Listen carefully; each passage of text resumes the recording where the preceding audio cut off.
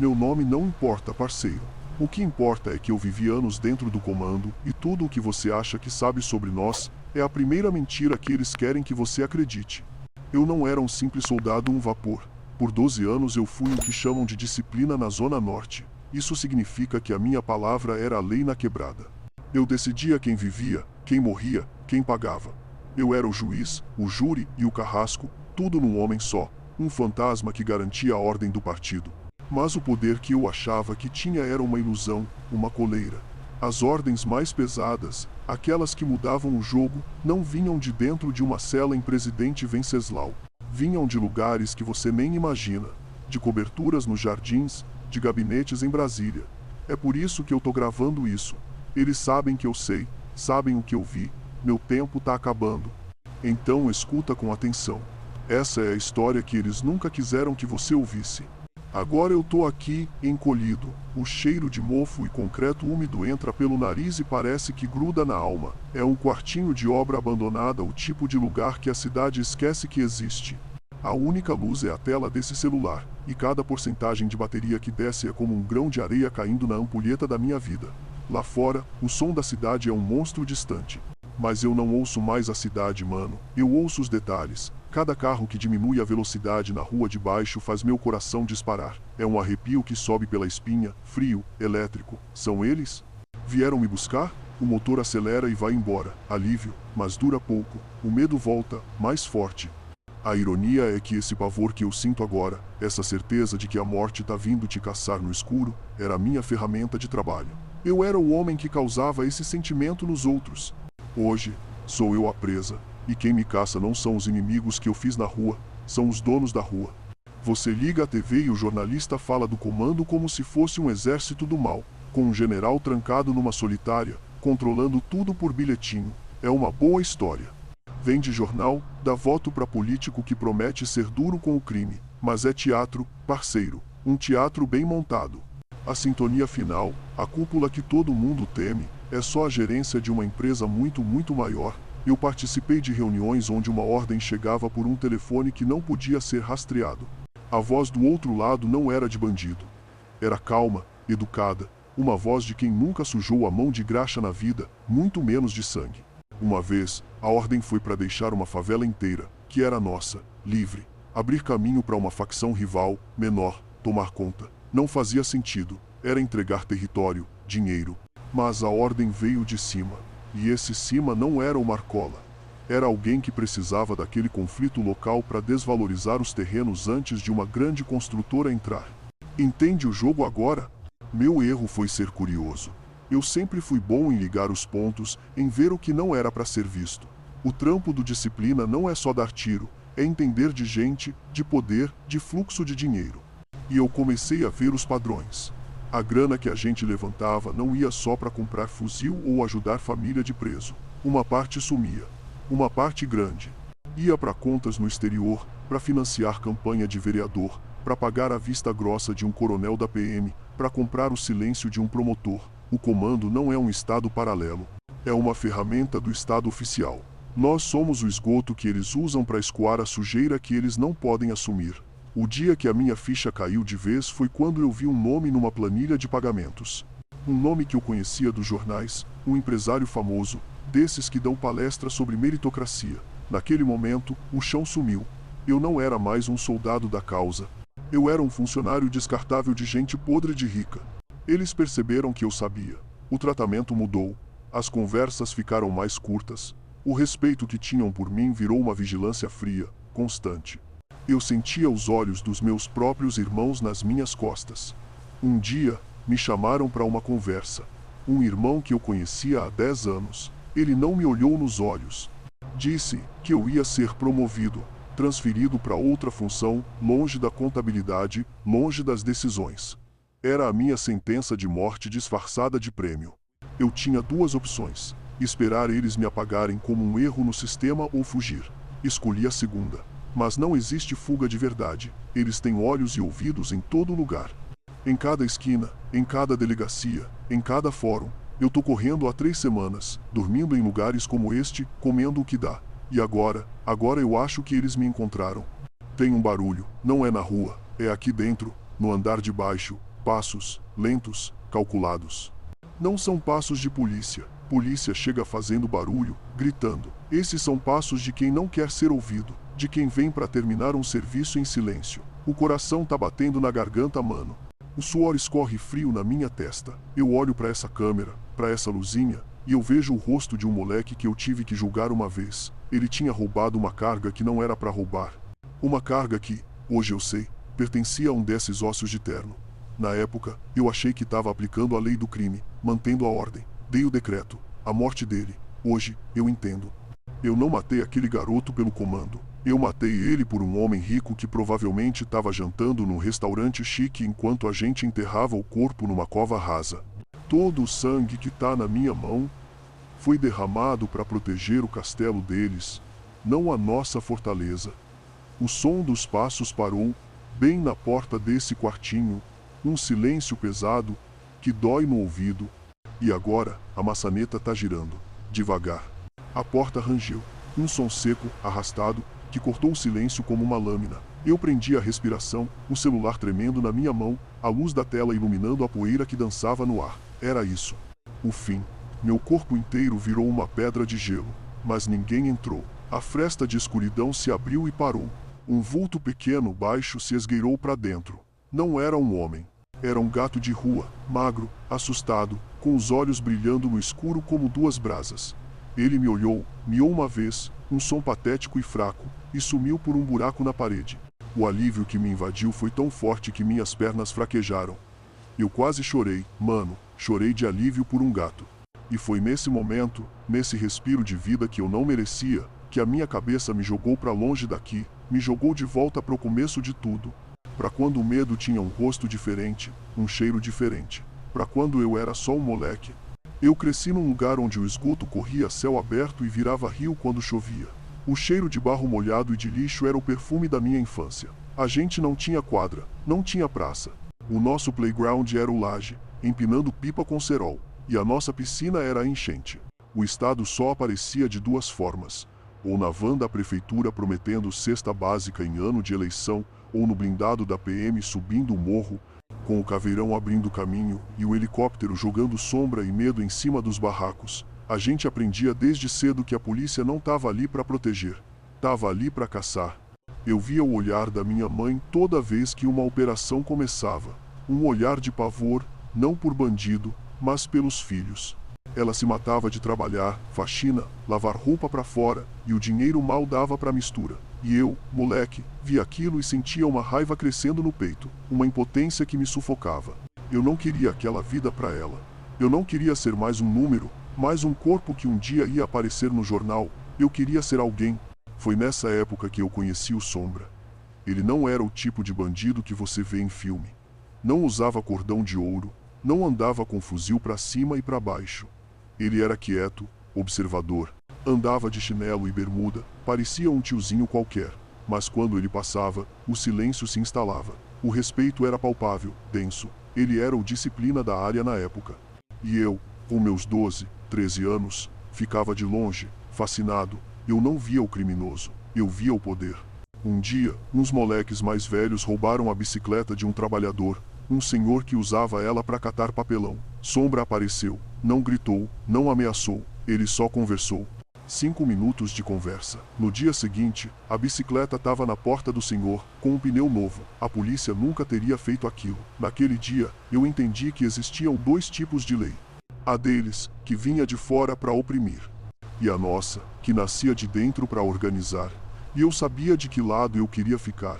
Comecei a fazer pequenos corres para ele. Ficar de olho na entrada da favela, levar recado. Eu era bom nisso. Eu era invisível. Ninguém presta atenção no moleque magrelo correndo pela viela. Sombra percebeu que eu não era só mais um. Ele viu que eu observava, que eu pensava. Um dia, ele me chamou para sentar com ele no boteco. Pediu uma tubaína para mim. Ele me olhou nos olhos e disse uma coisa que eu nunca mais esqueci. Moleque, você acha que isso aqui é sobre dinheiro? Sobre arma? Isso é para otário. Isso aqui é sobre controle. Sobre criar um sistema onde o Estado não entra. Onde a nossa palavra vale mais que a de um juiz. A gente é o câncer que nasceu da ausência deles. E agora, o câncer tá tomando o corpo todo. Ele não me ensinou a atirar, ele me ensinou a enxergar. Ele me deu a chave para entender o jogo, não só para ser uma peça descartável nele. Foi a primeira vez que alguém me tratou como se eu tivesse um cérebro, não só um par de braços para carregar coisa. O dia que eu realmente entrei pro time, o dia que eu deixei de ser um moleque e virei um soldado, foi um dia cinzento, chuvoso. Um comerciante da área, dono de um mercadinho, tinha se recusado a pagar a caixinha. Pior, ele tinha ligado para a polícia, tinha quebrado a regra número 1. A ordem era dar um susto, quebrar tudo. Fomos em 3. Eu era o mais novo. Meu coração parecia que ia sair pela boca. Eu nunca tinha feito nada assim. Chegamos lá, o homem nos olhou com uma mistura de medo e desafio. Enquanto os outros 2 quebravam as prateleiras, eu fiquei parado, olhando para ele. Eu vi o desespero no rosto dele. Era o mesmo desespero que eu via no rosto da minha mãe todo fim de mês. Por um segundo, eu hesitei, mas aí eu olhei para o lado e vi um quadro na parede. A foto da filha dele, sorrindo, com um diploma na mão. Faculdade, algo que para mim era de outro planeta. E a raiva voltou. A raiva de quem sempre esteve do lado de fora do muro. Eu peguei um saco de arroz e joguei no chão com toda a força do mundo. O barulho do pacote estourando foi o som da minha infância acabando. Sombra me encontrou mais tarde. Ele sabia que aquele dia tinha sido diferente para mim. Ele não me deu parabéns. Ele só sentou do meu lado, acendeu um cigarro e ficou olhando pro nada. Depois de um tempo, ele falou, a voz baixa, rouca. Todo mundo que tá nesse jogo entrou por um motivo. Raiva, necessidade, ambição. Mas para ficar, você precisa de outra coisa.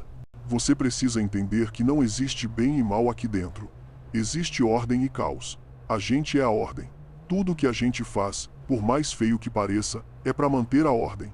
O dia que você esquecer disso, o dia que você começar a achar que é um justiceiro ou um demônio, você tá morto. Ele me ensinou a ser frio, a separar a emoção da função, a ver cada vida não como uma vida, mas como uma peça no tabuleiro. Uma peça que às vezes precisa ser sacrificada pelo bem do jogo maior. Naquela época, eu achava que o jogo era a favela contra o sistema. Mal sabia eu que o sistema era o dono do tabuleiro, das peças e do próprio jogo. Eu fui crescendo ali dentro, aprendendo a ler as pessoas, a sentir o cheiro da traição no ar, a usar o silêncio como uma arma mais poderosa que qualquer oitão. Eu vi coisas que fariam um homem bom vomitar a alma.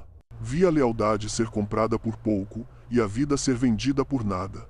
Vi amigos de infância virarem estatística, uns mortos pela polícia, outros pelos próprios irmãos.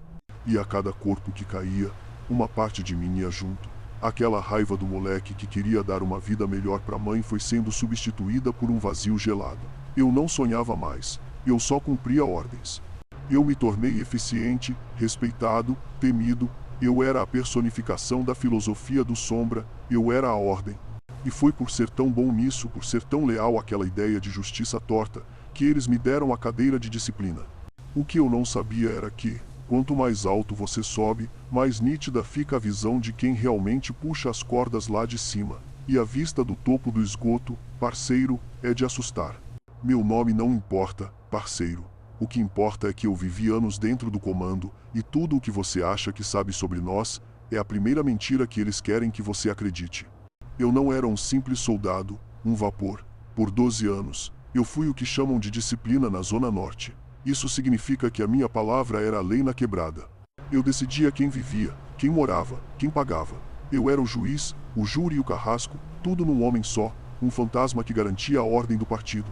Mas o poder que eu achava que tinha era uma ilusão, uma coleira. As ordens mais pesadas, aquelas que mudavam o jogo, não vinham de dentro de uma cela em Presidente Venceslau.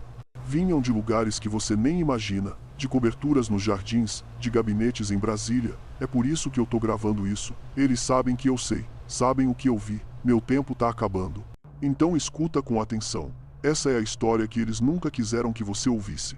Agora eu tô aqui, encolhido. O cheiro de mofo e concreto úmido entra pelo nariz e parece que gruda na alma. É um quartinho de obra abandonada, o tipo de lugar que a cidade esquece que existe. A única luz é a tela desse celular, e cada porcentagem de bateria que desce é como um grão de areia caindo na ampulheta da minha vida. Lá fora, o som da cidade é um monstro distante. Mas eu não ouço mais a cidade, mano. Eu ouço os detalhes. Cada carro que diminui a velocidade na rua de baixo faz meu coração disparar. É um arrepio que sobe pela espinha, frio, elétrico. São eles.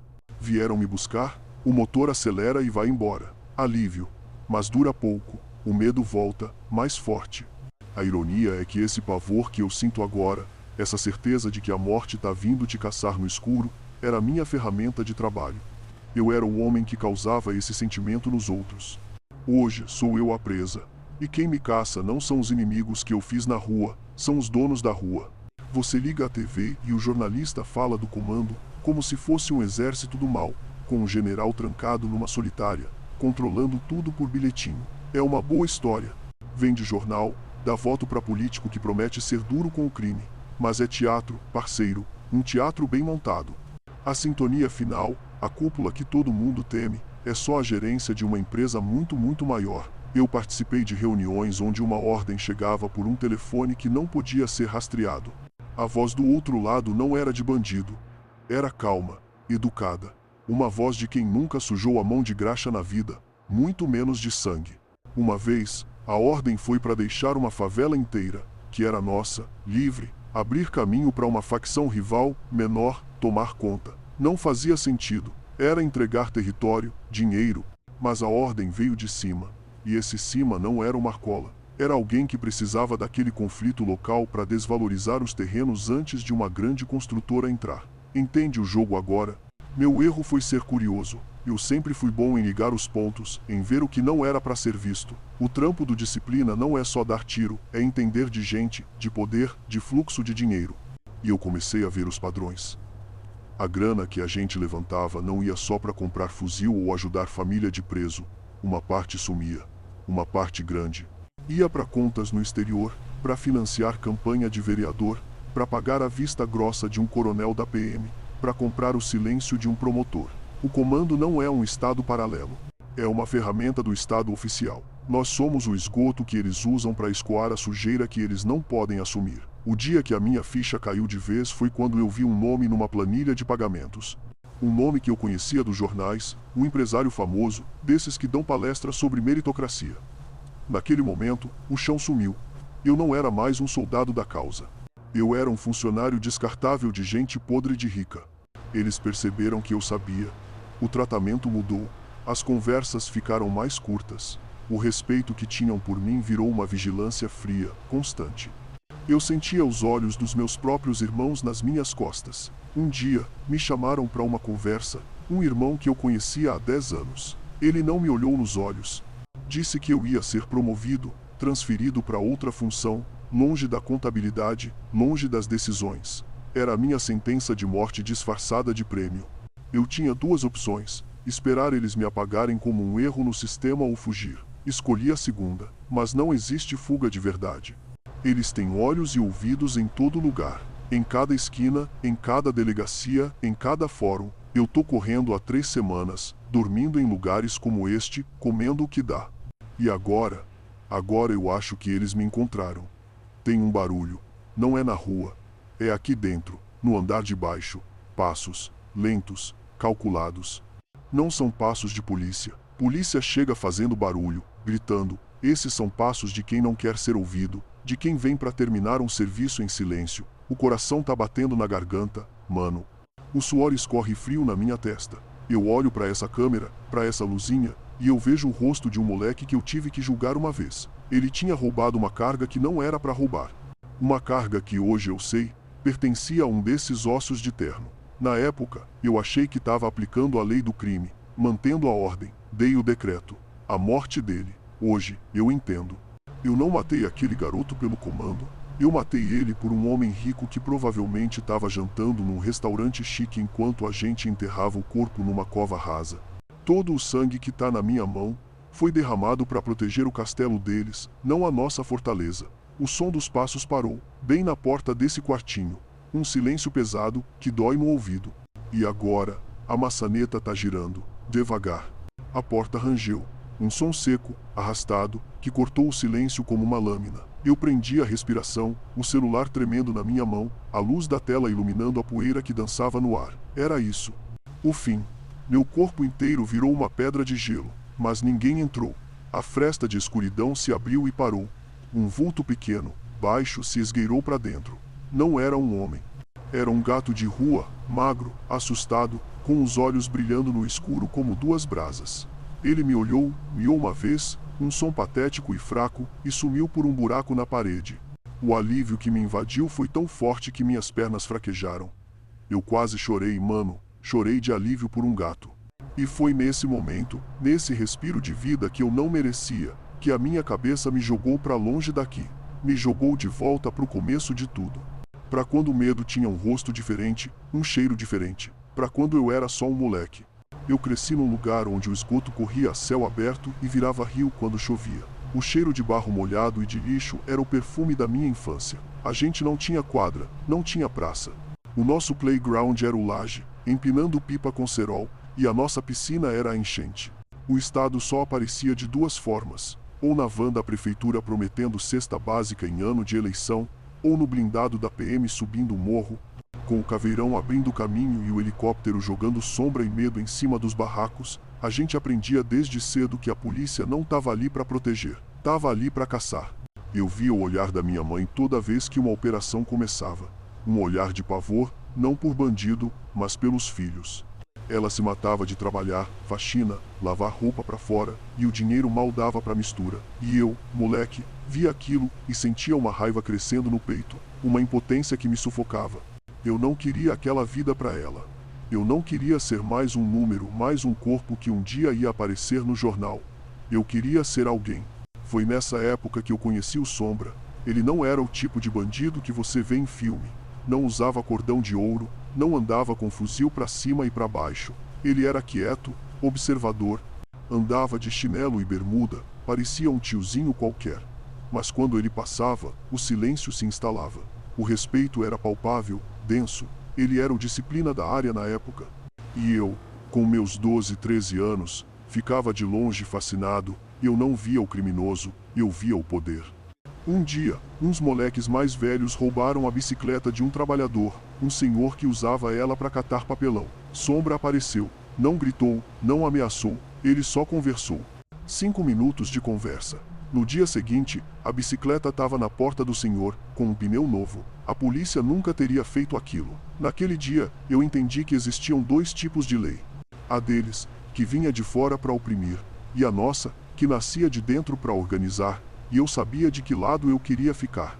Comecei a fazer pequenos corres para ele. Ficar de olho na entrada da favela, levar recado. Eu era bom nisso. Eu era invisível.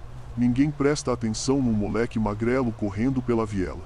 Sombra percebeu que eu não era só mais um. Ele viu que eu observava, que eu pensava. Um dia, ele me chamou para sentar com ele no boteco. Pediu uma tubaína para mim. Ele me olhou nos olhos e disse uma coisa que eu nunca mais esqueci. Moleque, você acha que isso aqui é sobre dinheiro? Sobre arma? Isso é para otário. Isso aqui é sobre controle. Sobre criar um sistema onde o Estado não entra, onde a nossa palavra vale mais que a de um juiz. A gente é o câncer que nasceu da ausência deles. E agora, o câncer tá tomando o corpo todo. Ele não me ensinou a atirar, ele me ensinou a enxergar. Ele me deu a chave para entender o jogo, não só para ser uma peça descartável nele. Foi a primeira vez que alguém me tratou como se eu tivesse um cérebro, não só um par de braços para carregar coisa. O dia que eu realmente entrei pro time, o dia que eu deixei de ser um moleque e virei um soldado, foi um dia cinzento chuvoso. Um comerciante da área, dono de um mercadinho, tinha se recusado a pagar a caixinha. Pior, ele tinha ligado para a polícia, tinha quebrado a regra número 1. A ordem era dar um susto, quebrar tudo. Fomos em 3. Eu era o mais novo. Meu coração parecia que ia sair pela boca. Eu nunca tinha feito nada assim. Chegamos lá, o homem nos olhou com uma mistura de medo e desafio. Enquanto os outros dois quebravam as prateleiras, eu fiquei parado, olhando para ele. Eu vi o desespero no rosto dele. Era o mesmo desespero que eu via no rosto da minha mãe todo fim de mês. Por um segundo, eu hesitei, mas aí eu olhei para o lado e vi um quadro na parede. A foto da filha dele, sorrindo, com um diploma na mão. Faculdade. Algo que para mim era de outro planeta. E a raiva voltou. A raiva de quem sempre esteve do lado de fora do muro. Eu peguei um saco de arroz e joguei no chão com toda a força do mundo. O barulho do pacote estourando foi o som da minha infância acabando. Sombra me encontrou mais tarde. Ele sabia que aquele dia tinha sido diferente para mim. Ele não me deu parabéns. Ele só sentou do meu lado, acendeu um cigarro e ficou olhando pro nada. Depois de um tempo, ele falou, a voz baixa, rouca. Todo mundo que tá nesse jogo entrou por um motivo. Raiva, necessidade, ambição. Mas para ficar, você precisa de outra coisa. Você precisa entender que não existe bem e mal aqui dentro. Existe ordem e caos. A gente é a ordem. Tudo que a gente faz, por mais feio que pareça, é para manter a ordem. O dia que você esquecer disso, o dia que você começar a achar que é um justiceiro ou um demônio, você tá morto. Ele me ensinou a ser frio, a separar a emoção da função, a ver cada vida não como uma vida, mas como uma peça no tabuleiro. Uma peça que às vezes precisa ser sacrificada pelo bem do jogo maior. Naquela época, eu achava que o jogo era a favela contra o sistema. Mal sabia eu que o sistema era o dono do tabuleiro, das peças e do próprio jogo. Eu fui crescendo ali dentro, aprendendo a ler as pessoas, a sentir o cheiro da traição no ar, a usar o silêncio como uma arma mais poderosa que qualquer oitão. Eu vi coisas que fariam um homem bom vomitar a alma. Vi a lealdade ser comprada por pouco e a vida ser vendida por nada. Vi amigos de infância virarem estatística, uns mortos pela polícia, outros pelos próprios irmãos. E a cada corpo que caía, uma parte de mim ia junto. Aquela raiva do moleque que queria dar uma vida melhor pra mãe foi sendo substituída por um vazio gelado. Eu não sonhava mais. Eu só cumpria ordens. Eu me tornei eficiente, respeitado, temido. Eu era a personificação da filosofia do Sombra. Eu era a ordem. E foi por ser tão bom nisso, por ser tão leal àquela ideia de justiça torta, que eles me deram a cadeira de disciplina. O que eu não sabia era que, quanto mais alto você sobe, mais nítida fica a visão de quem realmente puxa as cordas lá de cima. E a vista do topo do esgoto, parceiro, é de assustar. O tribunal do crime. Você deve imaginar uma cena de filme. Um porão escuro, um monte de bandido armado em volta de um coitado amarrado numa cadeira. Às vezes era assim. Mas na maioria das vezes, o julgamento acontecia numa laje, num domingo à tarde, com cheiro de churrasco no ar. O réu ali, em pé, suando frio, e eu sentado numa cadeira de plástico, ouvindo as acusações. Estupro, caguetagem, roubar morador, desrespeitar a regra. O nosso código era mais rígido que o do Estado, e a sentença saía na hora. Não tinha apelação. Eu era a última palavra. E eu acreditava naquilo, mano. Acreditava que eu tava limpando a comunidade, mantendo uma paz que a polícia nunca trouxe. Mas aí começaram a aparecer os casos estranhos. Um dia, um irmão nosso, peça importante, foi pego num esquema de desvio de dinheiro da própria facção. Pelo nosso estatuto, era decreto. Morte. Mas aí veio a ligação. A voz calma do outro lado do telefone. Esse aí não. Deixa quieto. Eu questionei. E a resposta que veio gelou meu sangue. Ele é peça de gente mais importante que nós. A partir dali, a paranoia virou o ar que a gente respirava. Aquela ideia de irmão contra irmão que a gente jurava combater, começou a nascer dentro de casa. As conversas nos cantos, os olhares atravessados. Você não sabia mais em quem confiar. Um cara que dividiu a marmita com você por 5 anos, de repente, podia ser o mesmo que ia te entregar por uma ordem vinda de fora. A lealdade não era mais ao partido. Era a quem pagava mais, a quem tinha o contato mais forte lá em cima. Eu via o veneno se espalhando. Soldados bons, leais à causa original, começaram a sumir. Eram transferidos para outras cidades ou simplesmente apareciam mortos numa vala, com a culpa jogada numa facção rival. Era uma limpeza. Eles estavam tirando as peças que pensavam demais, que eram leais à ideia antiga, e colocando no lugar mercenários que só se importavam com o dinheiro. O comando estava apodrecendo por dentro, virando uma empresa de segurança privada para os ricos e poderosos, e a gente, os soldados, éramos só os seguranças descartáveis. Eu procurei o Sombra. Ele já estava mais afastado, cansado. Contei o que eu estava vendo, as ordens estranhas, a desconfiança. Ele me ouviu em silêncio, fumando o cigarro de palha dele, o olhar perdido no horizonte de barracos. Quando eu terminei, ele deu uma tragada longa e soltou a fumaça devagar. O partido virou balcão de negócios, moleque. A gente nasceu da revolta, da união contra a opressão. Mas o sistema é um monstro que engole tudo. Ele pegou a nossa revolta e botou um preço nela. Agora, os donos do sistema são os nossos chefes. Os homens de gravata que a gente queria derrubar são os que assinam nosso contra-cheque. Eles não precisam mais da polícia para controlar a favela. Eles têm a gente. Ele olhou para mim, e pela primeira vez eu vi medo nos olhos dele. Toma cuidado, moleque. Você enxerga demais. E nesse jogo novo, quem enxerga muito vira alvo. Abaixa a cabeça e faz o teu, antes que eles abaixem ela para você. Foi a última conversa que eu tive com ele. Uma semana depois, Sombra morreu. A história oficial foi que ele reagiu a um assalto, um latrocínio.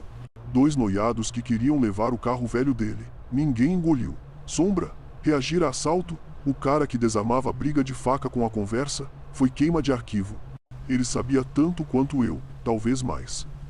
Ele era um símbolo do comando antigo, da ideologia original, e eles precisavam apagar esses símbolos. No velório, eu vi os rostos dos irmãos.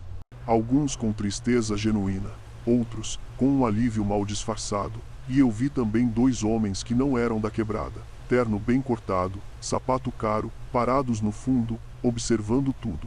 Não eram policiais, eram gerentes, vindo conferir se o serviço tinha sido bem feito. Naquele dia, a morte do meu mentor não me trouxe só dor, me trouxe clareza. Se eles podiam apagar uma lenda como Sombra com tanta facilidade, eu era o próximo da lista. Eu não tinha mais escolha. Ou eu descobria quem eram eles, ou eu morria sem saber para quem eu realmente trabalhava. Eu usei minha posição. Como disciplina, eu tinha acesso a muita coisa. Planilhas, contatos, rotas. Comecei a seguir o dinheiro, como os tiras de filme, e o que eu achei foi nojento.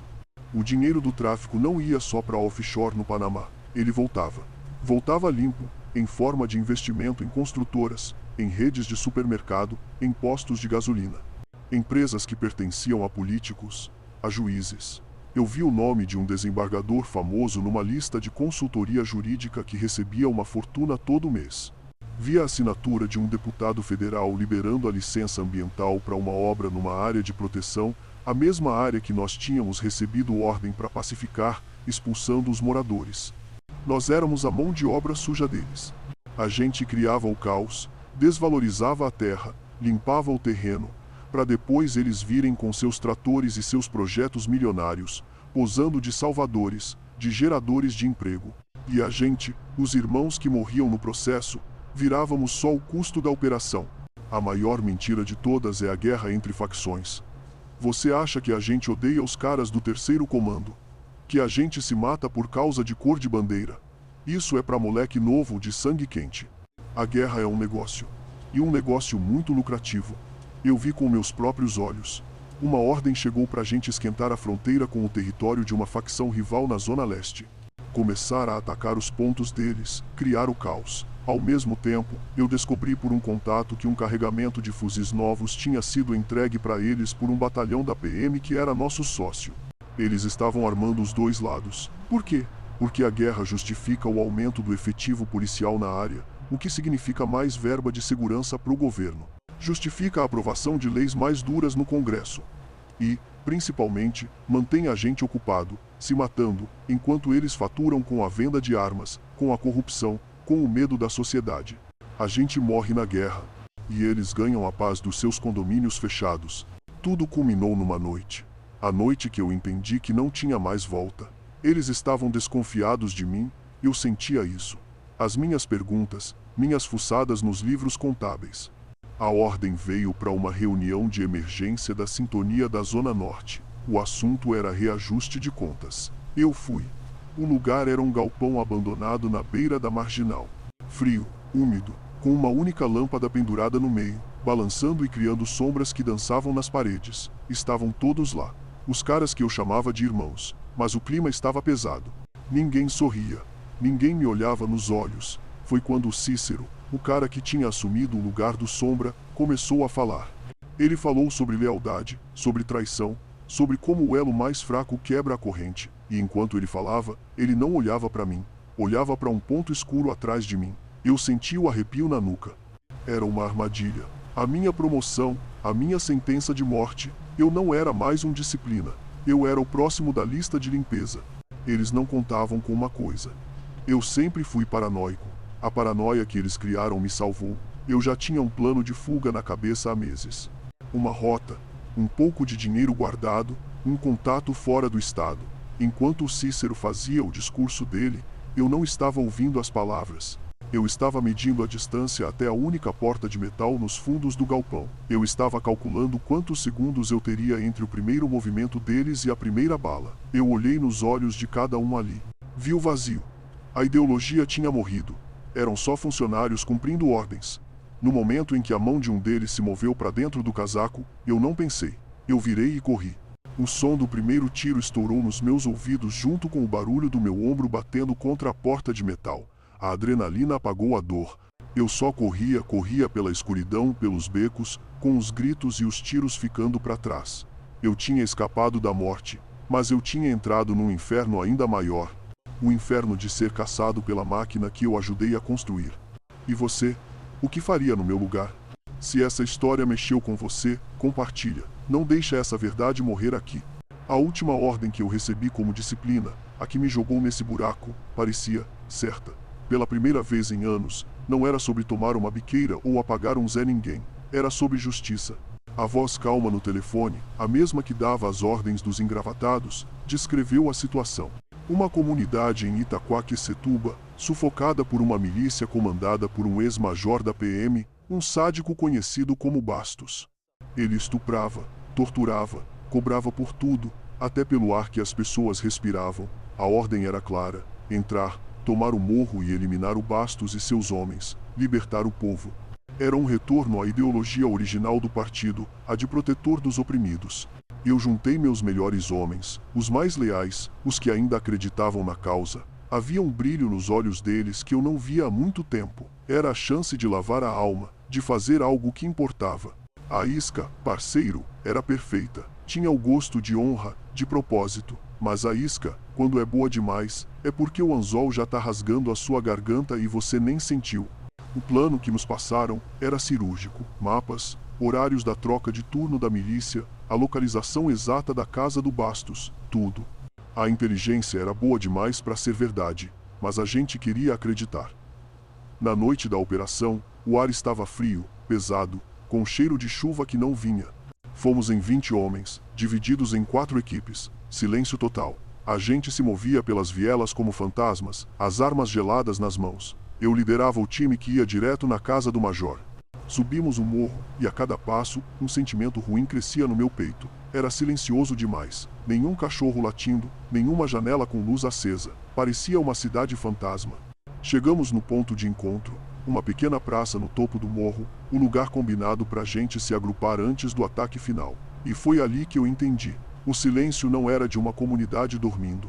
Era o silêncio de uma armadilha. O silêncio de quem está esperando, com o dedo no gatilho. De repente, o inferno abriu as portas. Refletores potentes se acenderam de todos os telhados, nos deixando cegos. Antes que a gente pudesse reagir, o som não era som de troca de tiro.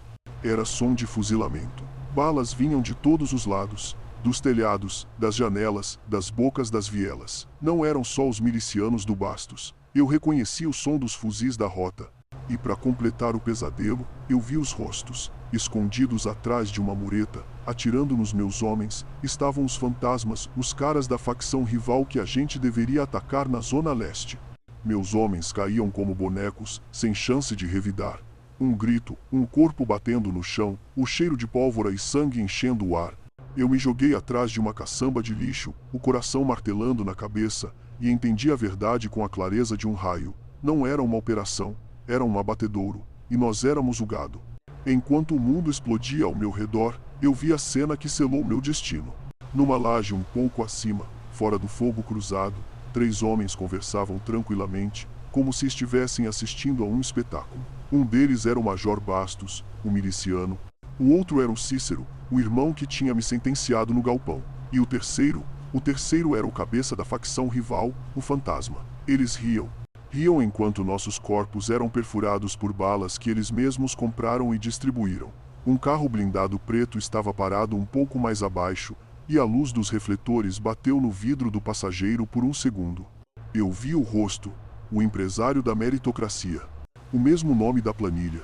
Ele estava ali, assistindo à limpeza da sua empresa. A guerra era uma farsa, a rivalidade, o ódio, a nossa causa, tudo teatro. E a gente era só os palhaços morrendo no palco para a plateia de terno aplaudir. Eles não estavam limpando o morro. Estavam limpando o partido, eliminando de uma vez só todos os soldados que ainda tinham alguma ideologia, alguma lealdade à ideia original. A minha salvação foi o desespero de um dos meus. Um moleque novo, Fumaça, antes de tomar um tiro na cabeça, conseguiu disparar a granada do seu lança-rojão. Ele errou o alvo principal, mas acertou a parede de uma casa abandonada, abrindo um buraco. A explosão me jogou longe, a poeira e os estilhaços me cobriram. Foi a minha chance. Ferido, com um pedaço de metal na perna, eu me arrastei para dentro daquele buraco. Caí num porão úmido, com cheiro de esgoto. Lá fora, os tiros diminuíram e foram substituídos por disparos únicos. Tiros de misericórdia. Eles estavam executando os feridos. Eu ouvia as vozes dos meus irmãos implorando pela vida, e depois o silêncio. Cada tiro era um soco na minha alma.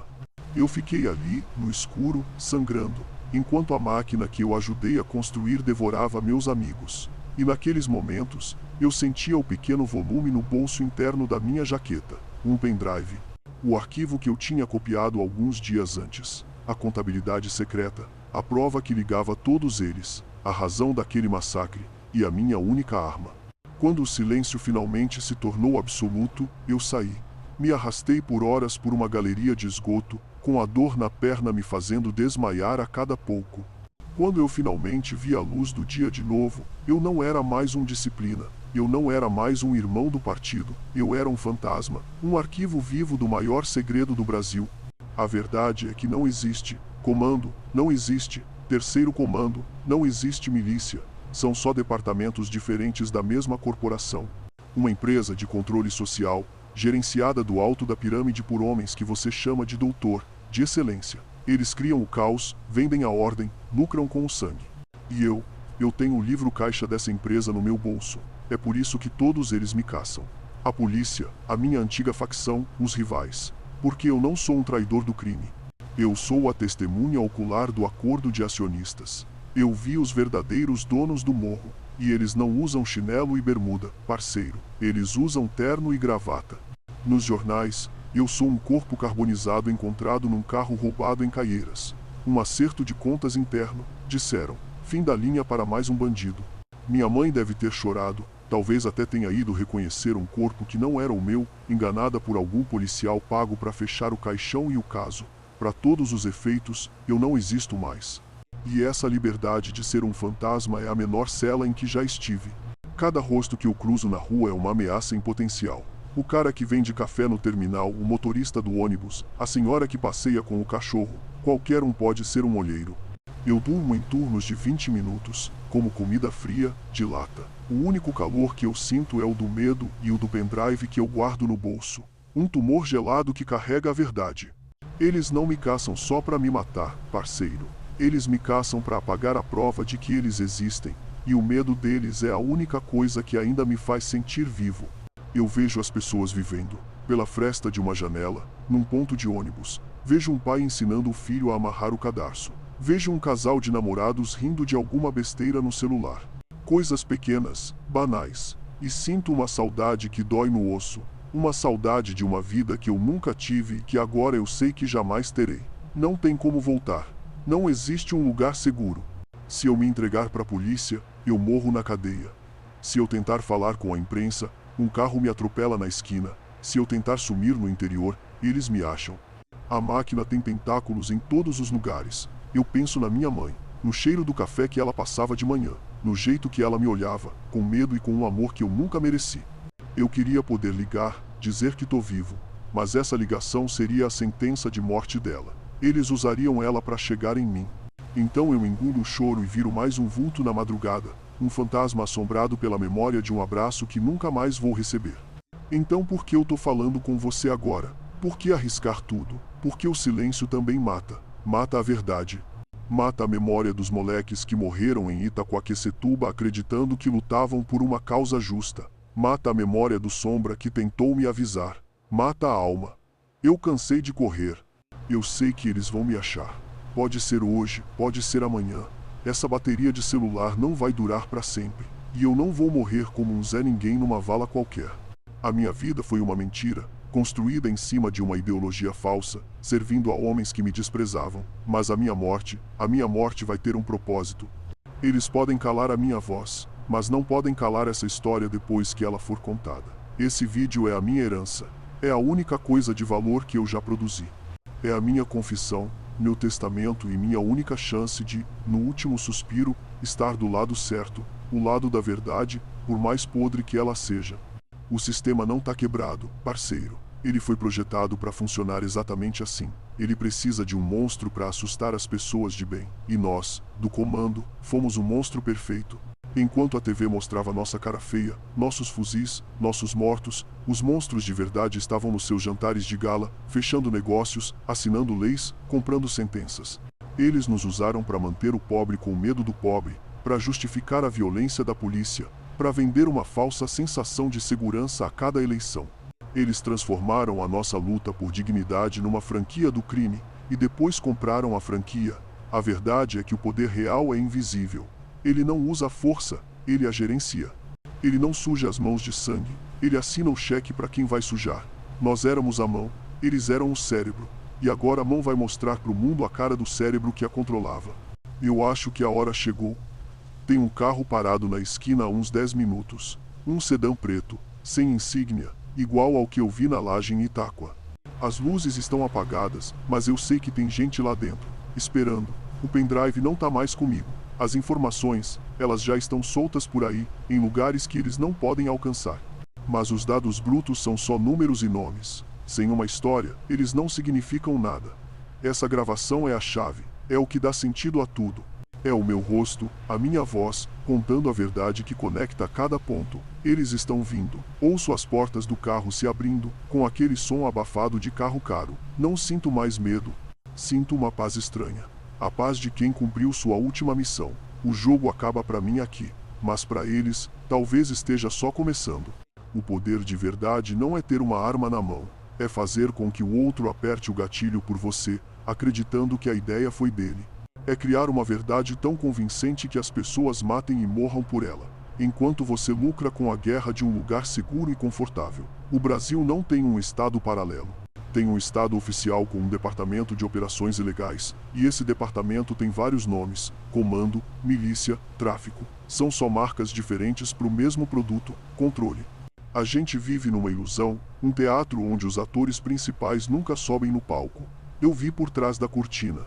E o que eu vi me custou tudo. E você? O que faria no meu lugar? Se essa história mexeu com você, compartilha. Não deixe essa verdade morrer aqui.